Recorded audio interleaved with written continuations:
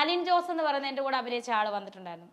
ആള് ഇതെല്ലാം കഴിഞ്ഞ് ഇറങ്ങിയപ്പോൾ തന്നെ എൻ്റെ കൂടെ അഭിനയിച്ച പ്രതീഷിൻ്റെ കുഞ്ഞിന് വേണ്ടിയിട്ട് അവിടെ ആരോ പറഞ്ഞത്, മീഡിയാസിൽ നിന്ന് ഒരാളാണ് പറഞ്ഞത്, പ്രതീഷിൻ്റെ കുഞ്ഞിന് വേണ്ടി, ഋതപ്പന് വേണ്ടിയിട്ടും അല്ല, പ്രതീഷ് അതൊരു കുഞ്ഞു കൊച്ചല്ലേ, ആ മോൾക്ക് വേണ്ടിയിട്ട് ഒരു 2 സ്റ്റെപ്പ് ചെയ്തതിന് സ്റ്റെപ്പ് ചെയ്തു. അത് എനിക്ക് അത്ര വലിയ തെറ്റായിട്ടൊന്നും എനിക്ക് തോന്നിയില്ല. അതും ചടങ്ങെല്ലാം രാവിലെ കഴിഞ്ഞതാണ്, മരിച്ചിട്ട് 2-ാം വർഷത്തെ ചടങ്ങ് കഴിഞ്ഞാണ്. എൻ്റെ ഉള്ളിൽ ഇമോഷൻ ഞാൻ അറിഞ്ഞാൽ പോരെ, ഞാൻ എന്തിനാണ് എന്ന് പറഞ്ഞ് കരഞ്ഞ് കാണിക്കുന്നത്? അതും തെറ്റാ, അതും കള്ളത്തരമാണെന്ന് പറഞ്ഞ് കാണിക്കാനാണോ?